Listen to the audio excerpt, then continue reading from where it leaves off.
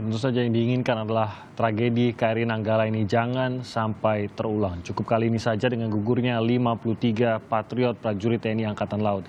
Di balik insiden tersebut, ada sejumlah pandangan bahwa musibah ini merupakan alarm bahwa alat utama sistem pertahanan atau alutsista milik TNI perlu peremajaan.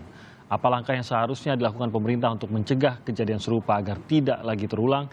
Pagi ini kita akan membahasnya dengan sejumlah narasumber, diantaranya ada jurnalis harian Kompas Etna Patisina, ada pengamat militer dan intelijen, Mbak Susaning Tias Nevo Handayani Kertapati, dan anggota Komisi 1 DPR RI, Muhammad Farhan. Selamat pagi Mbak Etna, Mbak Nuning, dan juga Mas Farhan. Selamat pagi, Assalamualaikum. Selamat pagi. Waalaikumsalam, terima kasih sudah bergabung bersama kami. Saya pertama-tama mau ke Mbak Etna, yang memang dalam tugas peliputannya ternyata bertemu lagi dengan dalam perjalanan peliputan Anda ada bertemu lagi dengan Letkol Heri, Mbak Etna, dan mungkin kita berangkat dari suratnya Letkol Heri ini, dan ia juga almarhum juga sempat berbicara dengan Mbak Etna bagaimana kekhawatirannya tentang alutsista kita, terutama pada waktu itu mengenai pembelian kapal atau rencana pembelian kapal selam bekas. Nah, ada beberapa kata-kata yang mungkin mengena sekali begitu Mbak Etna. Salah satunya yang Anda gambarkan mengenai bagaimana agar jangan hanya asal Bapak senang pada saat berbicara soal alutsista dan harus lebih memikirkan prajurit dalam peremajaan atau pembelian alutsista itu. Mungkin Anda bisa lebih detail Mbak Etna agar kita bisa menghormati para pejuang, para prajurit kita yang gugur di Nanggala 402 dengan pesan dari komandannya ini. Oke, makasih Mas Timothy. Ya, saya sepakat itu pernyataan itu walaupun personal tapi bisa mencerminkan situasi secara umum ya. Mungkin kita mulai dari politik anggaran dulu. Jadi sejak tahun 98 itu kita kan melakukan reformasi TNI dengan janji dan harapan bahwa TNI akan lebih profesional. Waktu itu kita mengeluarkan TNI dari dwi fungsi ABRI dan dengan harapan mereka menjadi kekuatan tempur, ya kan, benar-benar tentara yang punya tugasnya adalah perang. Nah, cuman kemudian kalau kita lihat data dari tahun 98 sampai sekarang, itu anggaran pertahanan itu selalu di bawah 1% dari GDP. Itu angka yang kecil, apalagi dibandingkan dengan regional, kayak Singapura itu sekitar 3%, Australia sekitar 2% gitu ya. Malaysia memang kecil.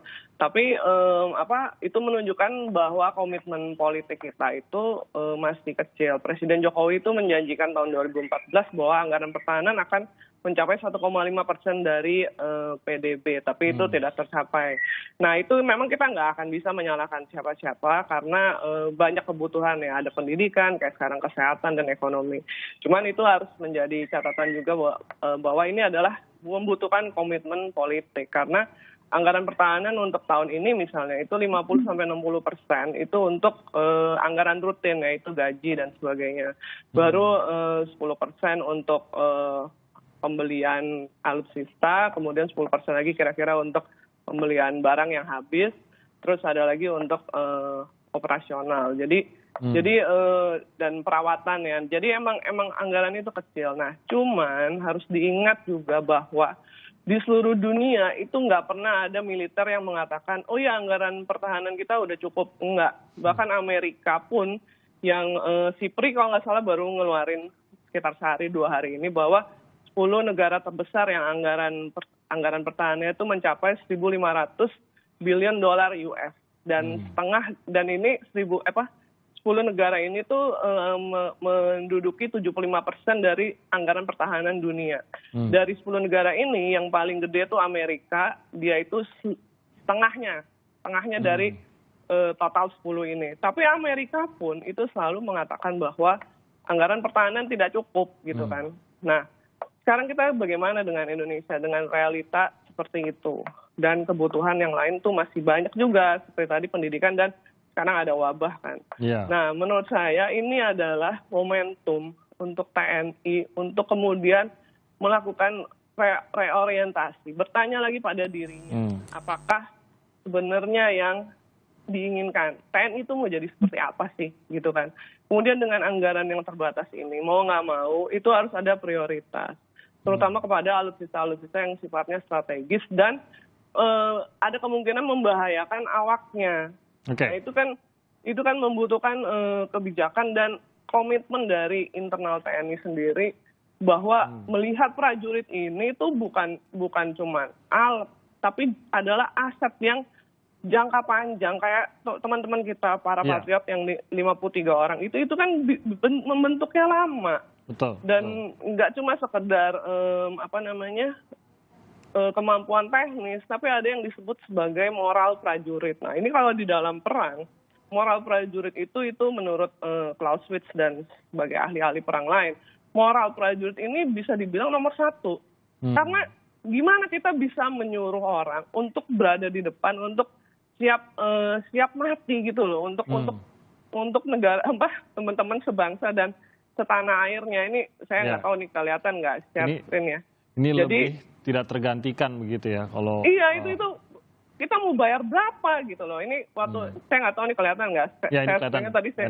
Nah, ini nih waktu kejadian 2020 Januari, waktu itu saya dengan Pak Yudo tuh ke Natuna. Ini tuh kita bisa belajar ada dua hal di sini yang penting. Jadi ini KRI kelas Parkim itu Teuku Umar dan satu lagi apa ya lupa saya itu berhadapan dengan Coast Guard Cina. KRI kita yang kapal perang itu panjangnya cuma 76 meter dan udah lama gitu ya. Coast Guard Cina yang adalah kapal sipil itu panjangnya 99 meter dan lebih sterek gitu loh. Tapi apa yang dilakukan oleh komandan-komandan KRI, sama mereka tuh dihadepin. Jadi mereka tuh kayak kejar-kejaran gitu kan.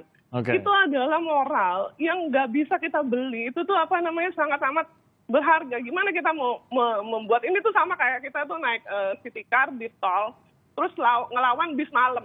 Tapi city car-nya tuh nyalinya gede banget. Tapi percaya diri gitu ya. Itu gitu, yang tidak bisa dilatih dalam sehari 2 hari, tentu saja bahkan setahun 2 tahun. Nah, nggak bisa. Oke, Mbak Ita, beberapa poin nanti kita simpan dulu. Saya mau kembali ke mengenai politik anggaran tadi. Berarti memang butuh fokus. Kalau memang kita tidak bisa, pasti kita inginnya kalau bisa ganti semua dengan yang lebih baru, lebih canggih, lebih aman. Tapi sekali lagi tidak mungkin. Kalau begitu, fokuskan pada yang mana yang bisa membahayakan setidaknya. Apakah hal ini bisa dilakukan? Mungkin pandangan dari Komisi 1, Mas Farhan. Bisa, sangat bisa. Tetapi memang kita harus melihatnya secara lebih proporsional. Sebagai masyarakat sipil yang memang ingin mengedepankan supremasi sipil dalam kegiatan demokrasi kita ini, apa yang terjadi di tahun 98 sampai sekarang masih sangat relevan dan masih bisa kita pertahankan.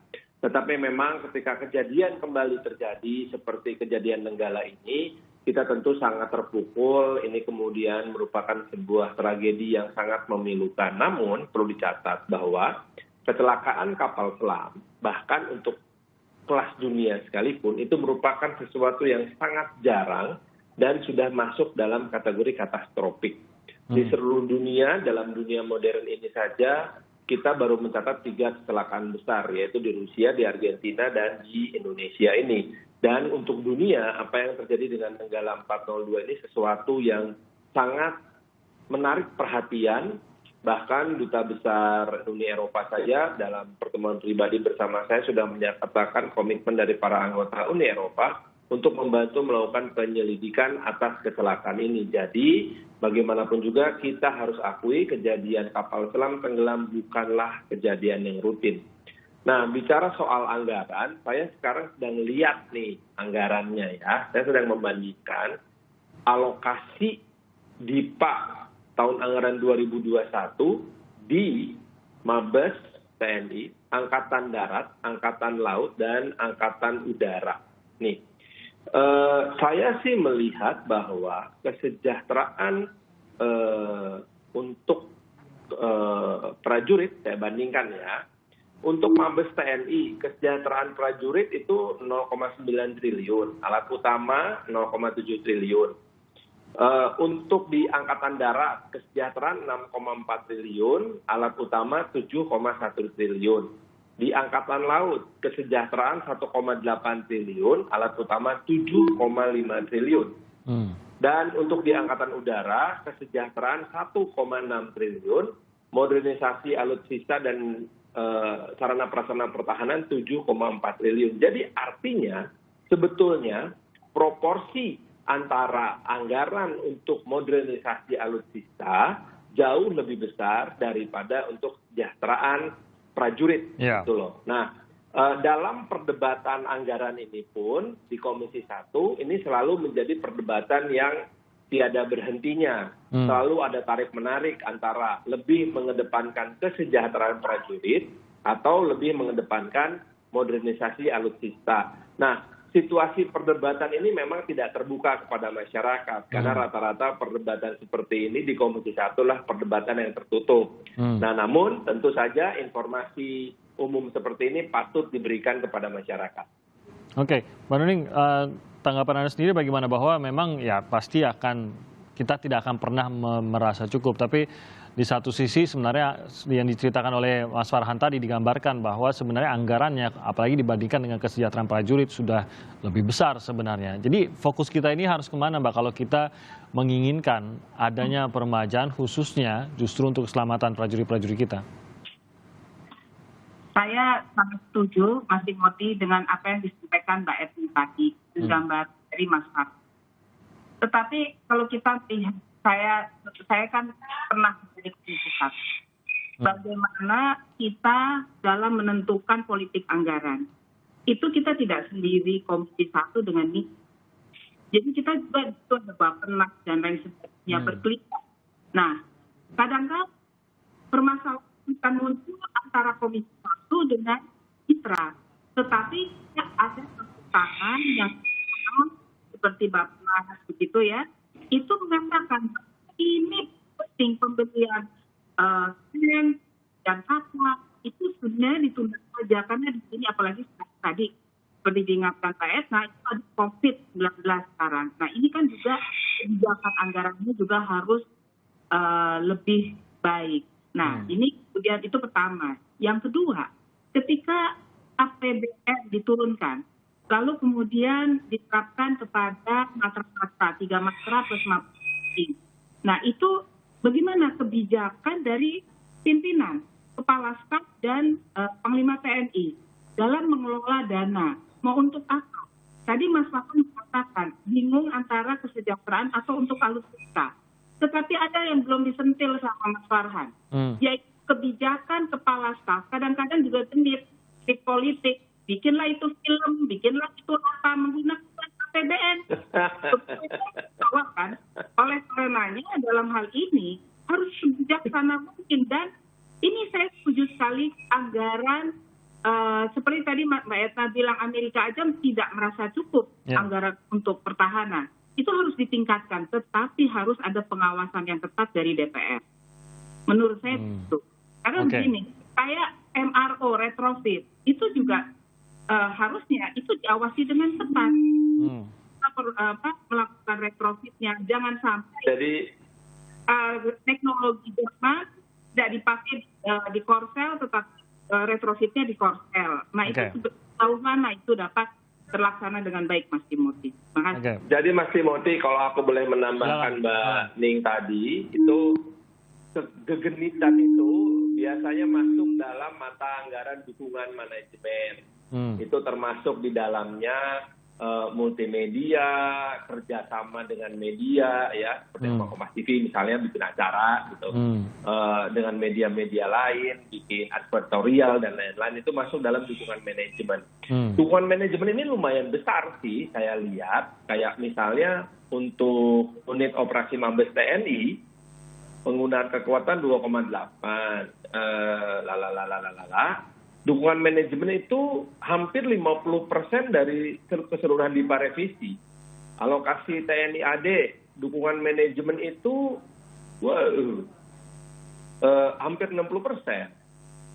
TNI AL, dukungan manajemen itu di atas 50%, demikian juga TNI AU, itu agak sedikit di bawah, itu 40%. Jadi hal itu wajar karena bagaimanapun juga banyak hal-hal yang menyangkut masalah operasional, masalah pendidikan dan lain-lain. Ini mungkin yang diungkap bahwa memang dibutuhkan sebuah audit untuk bisa benar-benar mendeteksi yang mana yang prioritas, khususnya prioritas saat ini. Semuanya kita yakin. Kalau audit sih selalu dilakukan oleh BPK. Tinggal masalahnya sekarang, apakah Menteri Pertahanan dan Panglima TNI bisa meyakinkan Bappenas serta Menteri Keuangan untuk meningkatkan pagu anggaran. Baik itu pagu indikatif maupun pagu definitif. Oke, nanti kita akan kembali lagi, kita jeda dulu sebentar, nanti apa yang harus pertama dilakukan kalau begitu untuk menggunakan momentum KRI Nanggala 402 ini agar benar-benar pembenahan bisa dimulai. Kita akan kembali membahasnya usai jeda berikut ini.